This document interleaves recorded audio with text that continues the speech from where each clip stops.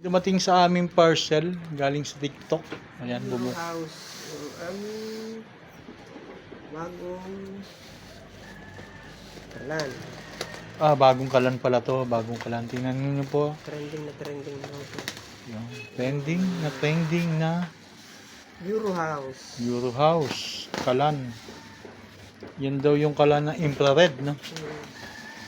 Tingnan po natin. Ito ay in-order niya sa TikTok. Tingnan po natin kung legit. Siyempre, bibidyohan natin para sigurado po tayo.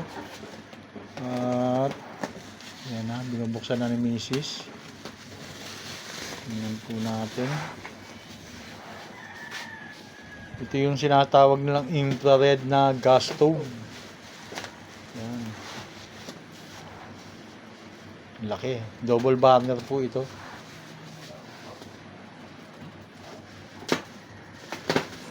Matipid sa gas. Matipid daw sa gas. Yan ang sabi.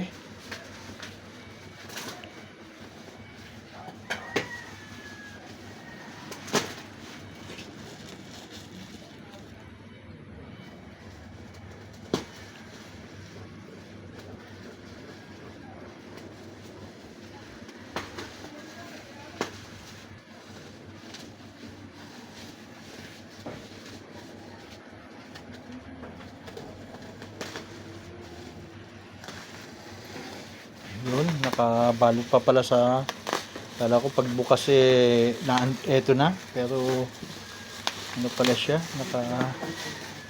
nakakahon pa rin. Nababasa nyo, environmental efficient security. Yun, tanggalin na natin to. Ayan na po, Euro house. Ayan po, Euro house. Ayan. Tingnan natin ang loob kung anong klase.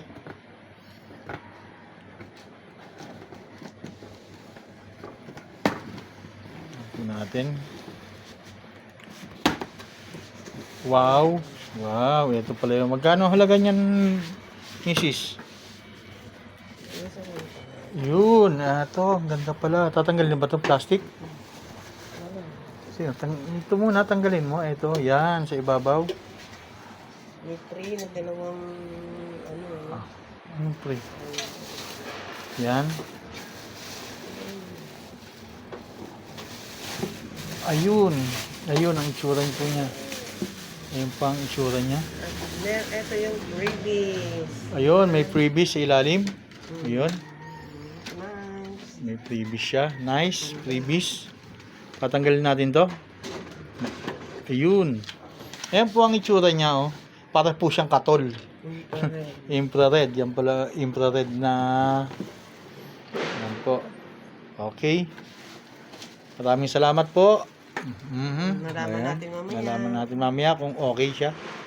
Yan, buo na po yung ating ano ba to? Gas stove. Yan. Buo na.